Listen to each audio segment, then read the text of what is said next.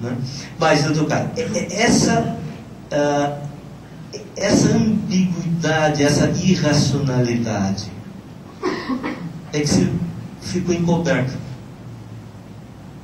Nesse processo, se impôs ao mundo o que Boaventura Souza Santos chama de monocultura do saber. Só existe um tipo de saber que é reconhecido como saber: ciência. E toda outra ciência, saber, se quiser ser reconhecido, precisa ter como padrão ciência. Aí, Freud, para dizer que psicanálise é um conhecimento válido, ele vai dizer o quê? Que a psicanálise é tão exata como matemática infinitesimal. Coisa de doido. Por quê? Porque essa era a exigência cultural. E a teologia, para ser aceita nas academias das universidades estatais, vai dizer que a teologia é ciência sobre Deus. E vai matar tudo que não cabe nas fórmulas racionais. Eu escrevi um livro, agora não vou fazer umas propagandas, está aí fora, Missão e Educação Teológica, que é o drama das pessoas jovens que vão para os seminários ou para estudar teologia, motivado por emoção e experiência religiosa. Ninguém vai fazer teologia porque descobriu o conceito de Deus. Ou é seminarista que quer ser padre e o bispo obriga a fazer teologia e quer ser padre, ou porque é muito desonesto, ou porque teve alguma experiência religiosa. Nós temos de dois tipos. Eu vivi no meio do seminário para saber que tem gente desonesta nisso. Mas quem não é, não vai a seminário porque descobriu um conceito. Vai porque teve uma emoção, uma experiência religiosa. Particularmente no mundo evangélico pentecostal, com que eu lido bastante, Faculdade de Teologia Metodista. Aí chega, encontra professores estudados na Alemanha ou no Princeton, com esse modelo liberal, diz: teologia é conceito. Tua razão, teu corpo, tua coisa esquisita, não cabe, porque senão eu não tenho conhecimento válido. A pergunta é: quem disse que esse tipo de conhecimento científico é o único válido? Os europeus. E por que nós devemos acreditar nisso?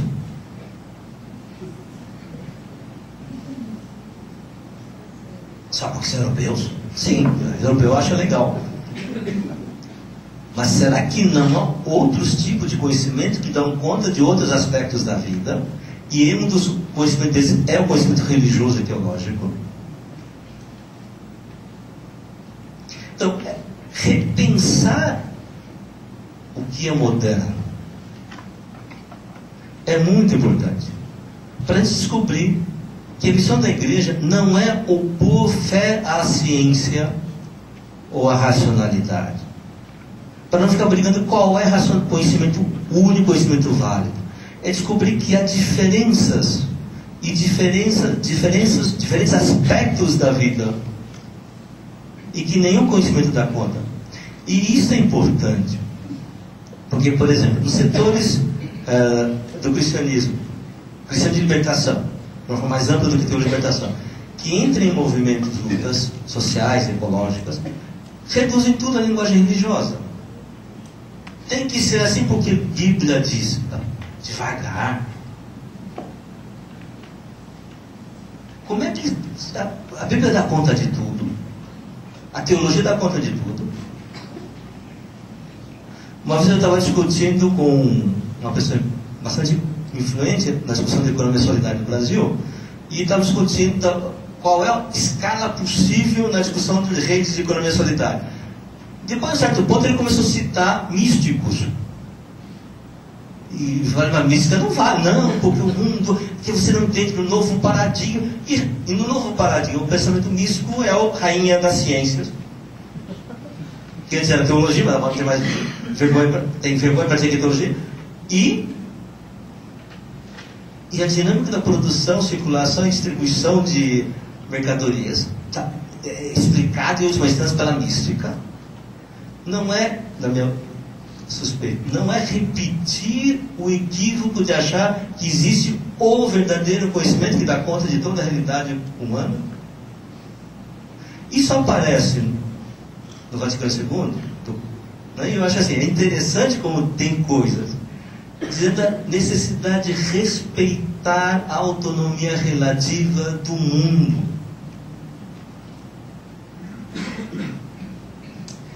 Eu vou dar um exemplo que foi, alguns anos atrás teve muito discussão. Ser contra a elevação do Rio São Francisco, em nome de linguagem religiosa, de valores religiosos, é negar a autonomia das realidades, autonomia relativa das realidades. E mais do que isso, é a tentação de voltar a uma cristandade, onde líder religioso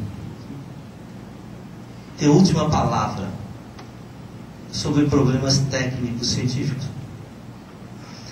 Que nós temos que defender a vida dos pobres, isso é inquestionável. Por quê? Porque isso é a nossa fé.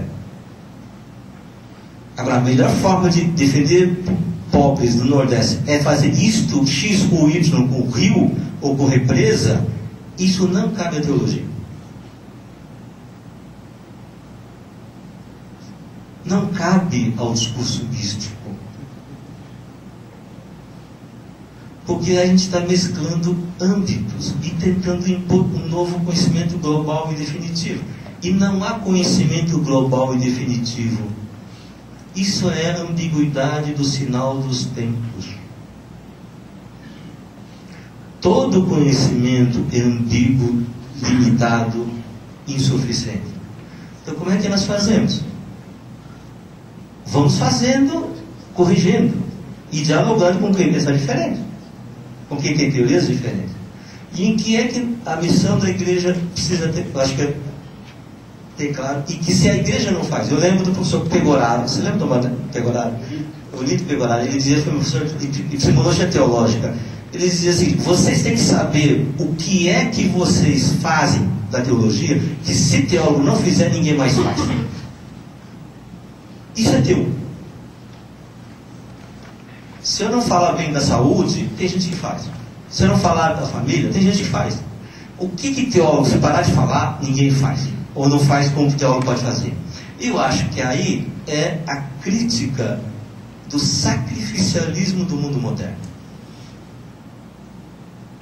Porque essa ideia de que é secular, de que tem uma razão suficiente, que leva à civilização, chega naquele que pensa diferente, tem religião diferente e vive diferente, você é bárbaro.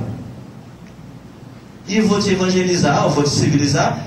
Fizeram com crianças em Austrália, vocês acompanham recentemente, que tiravam as crianças da família e botavam vestidos de brancos.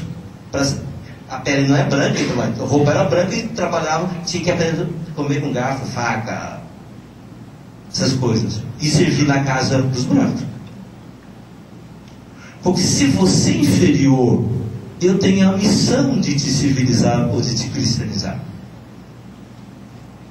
Que os Estados Unidos repete ainda, né? O Bush gostava de dizer, Estados Unidos é o farol do mundo, Deus nos deu a missão de levar a liberdade. E quem não aceita, bom, eles são culpados. Então eu tenho a obrigação de forçá-los a serem bons.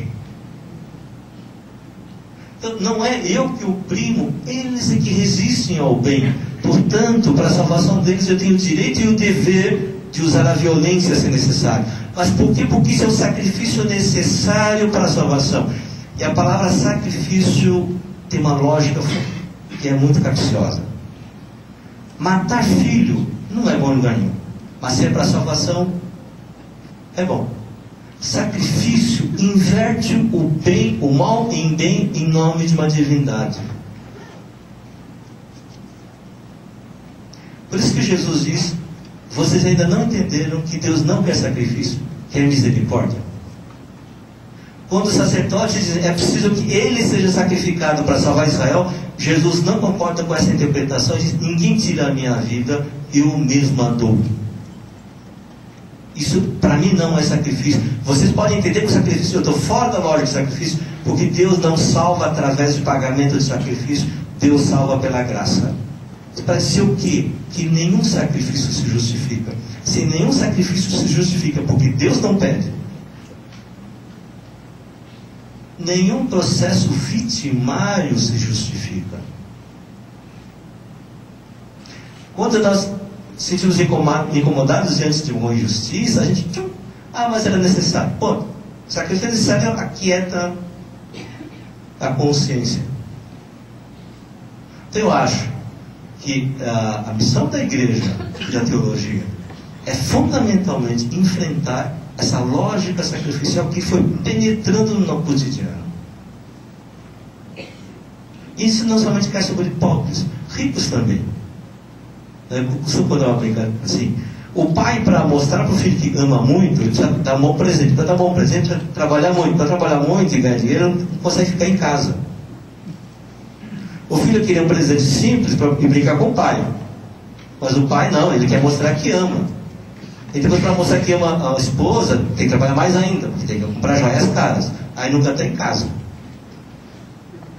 Aí a mulher ganha joia, e como ninguém é de ferro, também precisa de um ricardão para consolar a vida, né? É uma lógica sacrificial que vai engolindo todo mundo. Nesse processo, na crítica, eu queria voltar à questão das alegrias e tristezas. Quando eu era jovem, eu li isso a primeira vez, falei, isso é otimismo pequeno burguês. Porque a gente precisa denunciar a injustiça. E aquele discurso catastrófico. Discurso catastrófico não mobiliza ninguém. Imobiliza. Porque a desgraça é tão grande que não tem nada para fazer. Gente, eu assisti a uma palestra de um ecoteólogo, um curso, com tanta desgraça e tantos números grandes. Uma freira do meu lado disse assim, pô, depois de todos esses números gigantescos de 100 bilhões de galáxias que tem mais de 100 bilhões de estrelas e blá, meu trabalho na comunidade, na favela, não tem valor nenhum.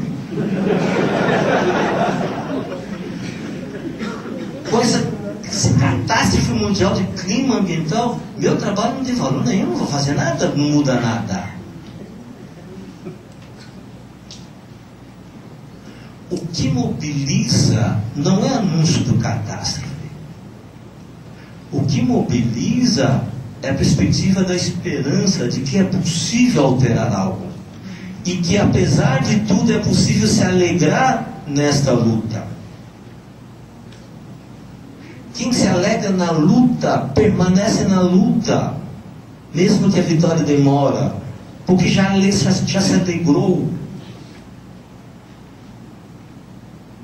Não é uma alegria e esperança desvinculada de um mundo, sabe que não tem problema no mundo. Como não tem problema no mundo? Há problemas, há angústias e tristezas das pessoas, especialmente dos pobres. Mas diante disto, ainda somos capazes de nos alegrar e ter esperança. E como? O que nós experimentamos a experiência do amor solidário na comunidade.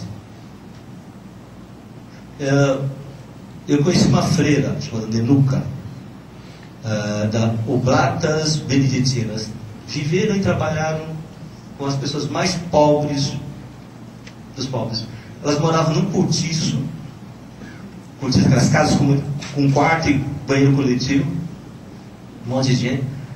E no final da vida dela, ela está morrendo de câncer, as companheiras, uma comunidade muito pequena, pede para ela escrever a memória. Então ela começa, como era jovem, no Uruguai, um padre incentivou na época do concílio, daquela renovação, veio para São Paulo, viu os pobres, resolveu ser freira. E num dado momento, debaixo das pontes, no frio, chuva da noite, é tão difícil. Mas quando a gente começa a fazer amizade, algo diferente acontece, e as coisas caminham. O povo diz que se algo diferente é Deus que os visita através de nós. Mas para nós é difícil. É difícil aceitar isso. Como Deus pode ser pai, a não ser que ele tenha filhos para viver e filhos para morrer? E ela continua dizendo, sim, eu sei que nós devemos libertar esse povo. E que antes das mudanças estruturais não há libertação. Então ela sai da teologia tradicional, que não dá conta, vai para a teologia de libertação, para libertar desse cativeiro. É o Leonardo Boff, Teologia de Libertação do Cativeiro. Essa linguagem escreve 80 e pouco. Mas são tão poucos que se libertam. E ela não tem resposta. Aí ela diz, mas os olhos e os sorrisos e o rosto dessa gente nos fazem voltar às ruas, porque lá é que encontramos nossa identidade. A identidade de um povo que se chama povo de Deus, um conceito importante da Vaticana II, não se dá porque nós nos autoproclamamos povo de Deus. Se dá porque nessas experiências de tristeza, de dificuldade, há algo que acontece e nos alegra e nos enche o coração de esperança apesar de tudo. E São João vai dizer: ninguém jamais viu a Deus. Assim, quando nós amamos uns aos outros, o amor de Deus se realiza em nós. Quando nós sentimos assim, Deus no meio de nós, nos empurrando a sermos sinais de esperança e alegria de viver, apesar de tanta tristeza, injustiça e sofrimento, nós nos podemos sentir povo de Deus. Não porque nós somos donos de Deus, como muita gente pensa que é. Na tua igreja não tem Deus falando aqui. Eu lido com o pessoal do Evangelho. Evangelho tem uma história interessante, a gente pode voltar talvez depois. Mas os missionários norte-americanos, depois da divisão do mundo em missão, de zonas de missão, num congresso que houve em Edimburgo em 1910, os americanos ficaram sem lugar. Só tinha a América Latina. Então eles têm que dizer que a América Latina não é cristã para ter lugar para missão. A ilha todos são hereges, já converteram. Então, quando eu lido com pessoas que vêm dessa tradição, eles brincam: não, porque os cristãos sempre deixam os católicos fora.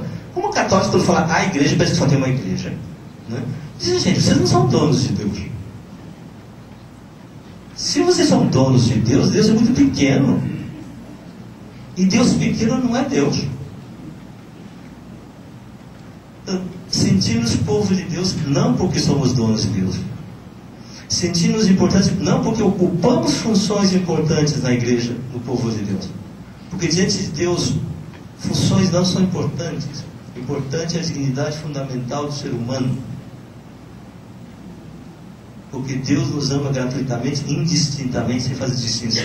Temos funções diferentes porque precisamos de organização para trabalhar. Por que nos sentimos assim?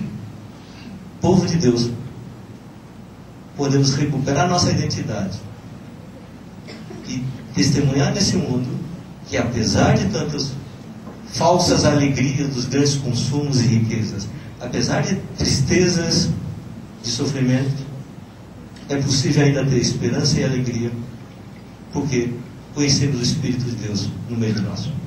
Obrigado.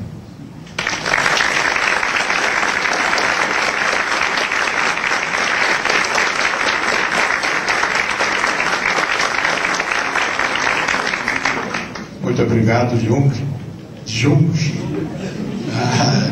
logo, Jung, pelas suas belíssimas palavras. Nós ficamos muito atentos, porque você vai puxando, não é, o pensamento para a gente também seguir, não é? E agora nós vamos distribuir. Falou o Pai, vai falar o Filho, depois o Espírito Santo, né? Tá? O filho aqui é o Manuel. Godoy, você é mais jovem, né, filho? Tá, Manuel? Então, a palavra.